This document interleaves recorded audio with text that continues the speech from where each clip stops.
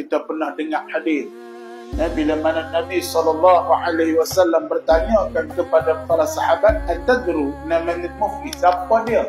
Orang yang bankrupt, orang yang muflis besoknya di hadapan Allah Subhanahu wa taala.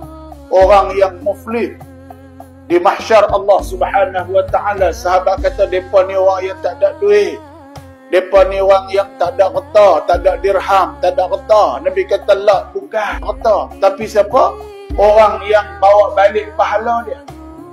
Orang yang muflis di mahsyar Allah Subhanahu wa taala ialah orang yang dia bawa balik pahala dia di depan Allah Subhanahu wa taala, tapi kerana dia zalim di dunia, ada yang dia buat khianat pada manusia lain, dia tak bertanggungjawab pada isteri dia, dia tak bertanggungjawab pada anak-anak dia, dia tak bertanggungjawab pada masyarakat sekitar dia, akan berlaku saman menyaman di hadapan Allah Subhanahu wa taala, yang akhirnya menyebabkan pahala dia terpaksa dibayar.